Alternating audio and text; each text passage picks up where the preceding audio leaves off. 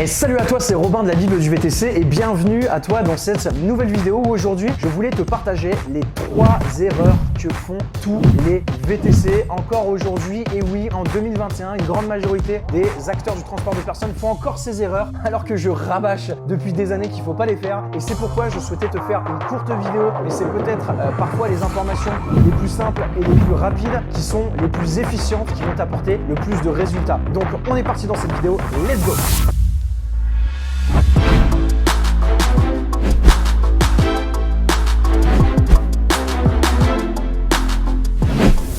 Les 3 erreurs que tous les VTC font aujourd'hui encore en 2021. Donc si tu as pour projet de te lancer dans le VTC ou alors si tu es déjà actuellement VTC, s'il te plaît, rassure-moi, dis-moi que tu ne fais pas ces erreurs ou alors si tu les fais, eh ben, il est temps de les corriger. Donc la première erreur que font tous les VTC, c'est vraiment classique ce que je vais vous dire, mais c'est bien de temps en temps de faire des piqûres de rappel. La première erreur d'un VTC va consister à, comme vous le savez, quand vous êtes VTC, vous devez acquérir un véhicule, enfin vous devez avoir un véhicule pour travailler. Et la première erreur, c'est concernant l'acquisition de ce véhicule. Aujourd'hui, vous avez plusieurs possibilités d'acquérir un véhicule, soit vous l'achetez avec votre argent, soit vous faites un crédit à la banque, soit vous faites un crédit bail, soit vous faites un leasing, ou soit vous faites tout simplement de la location courte durée, d'accord? Ou de la location longue durée, peu importe, ça dépend. Et la première erreur que font beaucoup de VTC, malheureusement encore plus de 90%, c'est qu'ils optent pour la location de véhicules. Les amis, comprenez une chose, la location courte durée, la location longue durée, les crédits bail, les leasing, c'est pas quelque chose qui est avantageux. Pourquoi? Parce que c'est un véhicule qui va vous coûter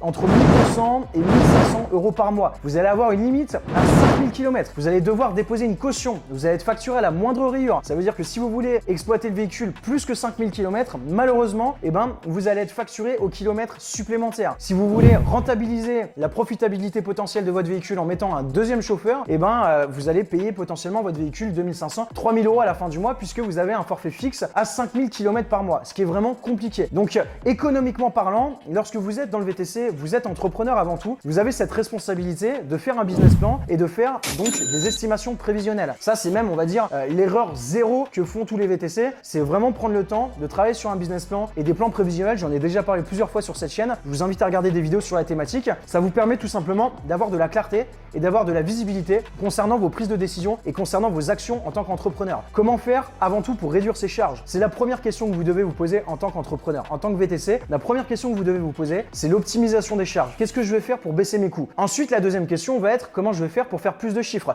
Comment je vais faire pour augmenter ma marge? Donc ça, je vais vous en parler après. Mais la première question, c'est l'optimisation des coûts, les amis. Et pour l'optimisation des coûts, le plus gros levier, le plus gros effet de levier pour réduire vos charges, ça va être concernant l'acquisition du véhicule. Donc la plupart des VTC optent pour la location de véhicules pour la simple et bonne raison qu'elles pensent que les banques aujourd'hui ne financent pas les VTC. Et c'est en partie vrai parce que la plupart des personnes qui vont voir les banques et qui demandent un crédit arrivent les mains dans les poches, demandent des financements qui ont absolument aucun sens. Le projet n'est absolument pas travaillé, il n'y a pas de business plan, il n'y a pas de prévisionnel et finalement c'est des refus. Maintenant, moi ce que je peux vous dire, c'est que ça fait 6 ans que je suis dans le VTC. J'ai plusieurs sociétés, cabinets d'expertise comptable où on accompagne tous les VTC dans la création, la comptabilité. On a une école VTC où on forme les personnes qui veulent justement avoir la carte VTC et passer l'examen VTC. Et c'est vrai que en fait, la plupart des personnes ont cette croyance limitante que les banques ne financent pas parce qu'ils n'ont pas préparé le projet. Mais si les amis, vous arrivez avec un business plan qui est bien préparé, que vous arrivez avec des plans prévisionnels, que vous arrivez avec une histoire à raconter aux banquiers, eh ben, je peux vous assurer que vous avez plus de 95% de chances d'obtenir un crédit bancaire à hauteur de 20 000 euros. Moi, je vais vous recommander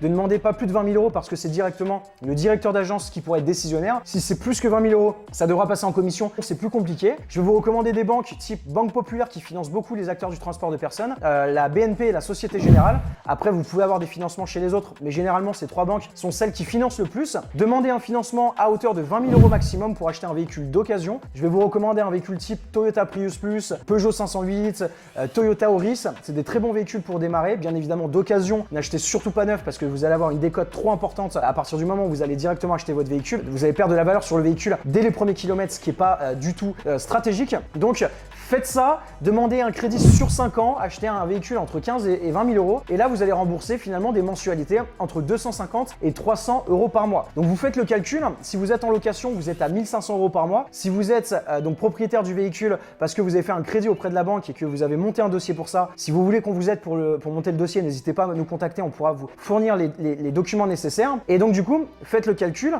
1500 euros la location versus 250 euros de remboursement de crédit, et bien forcément c'est beaucoup plus plus intéressant. 1500 € par mois, ça correspond à 18 000 € par an, les amis.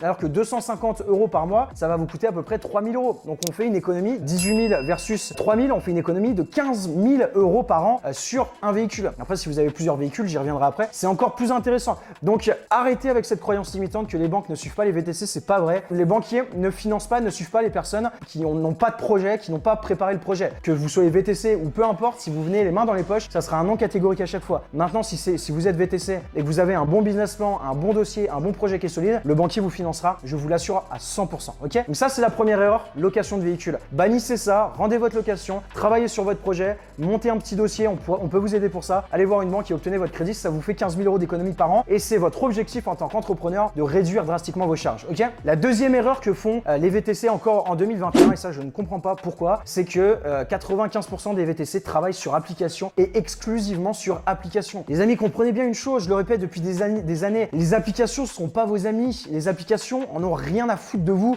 On le sait, Uber veut remplacer les chauffeurs par des véhicules autonomes dans plusieurs années. Ils vont pas dans votre intérêt. Pourquoi ils augmentent les commissions? Pourquoi ils baissent les prix des courses? Voilà, c'est eux, ils cherchent à rentabiliser leur modèle économique qui n'est d'ailleurs pas rentable pour la plupart d'entre elles parce qu'ils sont dans une logique d'acquisition de parts de marché. Donc du coup, ils perdent de l'argent. Ils vous en font perdre aussi de par leur choix. Il faut savoir que des commissions à 25%, c'est pas vous aider. Des courses de merde à 5 €, c'est pas vous aider. La clientèle d'application, c'est pas vous aider. Le risque de déconnexion abusive, c'est pas vous aider.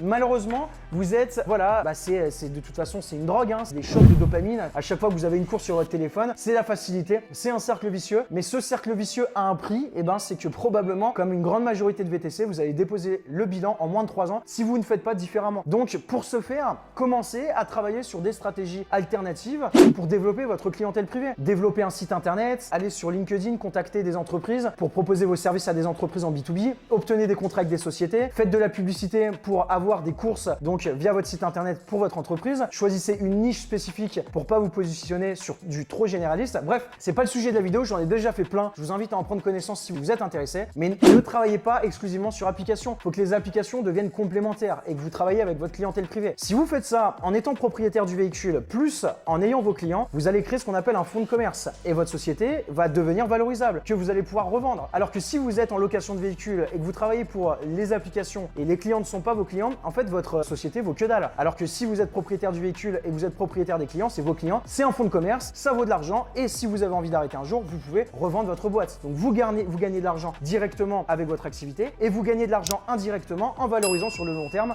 votre actif. Troisième erreur que font les VTC, c'est qu'ils restent chauffeurs VTC. C'est vrai que quand on démarre l'activité VTC, on a pour ambition d'avoir son indépendance, d'avoir sa liberté, de travailler un petit peu quand on veut, de choisir ses horaires, etc. et donc de conduire. Mais vous avez quand même cette responsabilité, vous n'êtes pas chauffeur VTC, vous n'êtes pas chauffeur, vous êtes entrepreneur. Et vous avez cette responsabilité de développer votre entreprise. Donc ça passe bien évidemment par le développement d'une clientèle privée, mais pas nécessairement, ça peut aussi marcher sur application. Recrutez des chauffeurs, mettez en place un vrai service, différenciez-vous de la concurrence, essayez de créer de la valeur ajoutée, créer des avantages concurrentiels et essayez en fait de passer plus en mode gestionnaire. Vous avez des gens qui travaillent pour vous, vous créez une grande famille business et là vous avez beaucoup plus la casquette entrepreneur qui va renforcer ce processus de valorisation de votre entreprise et qui va faire que vous allez potentiellement travailler moins derrière le volant et gagner beaucoup plus d'argent. Bien évidemment, il faut que ce soit un cercle vertueux, que vous ayez une notion de respect avec vos chauffeurs, qui soient bien rémunérés, qui soient bien traités parce qu'on voit tout et n'importe quoi sur l'activité VTC. Mais essayez, voilà, de prendre ce recul et de prendre cette hauteur d'entrepreneur. Vous n'êtes pas, c'est pas une fatalité pour vous d'être chauffeur VTC, c'est pas une finalité non plus. Vous êtes entrepreneur avant tout. Donc peut-être prenez le temps aussi de prendre un petit peu de recul à réfléchir sur les stratégies que vous pouvez mettre en place pour justement recruter et créer une vraie société, une vraie entreprise, un vrai concept avec des gens qui travaillent pour vous, avec un vrai projet. Voilà,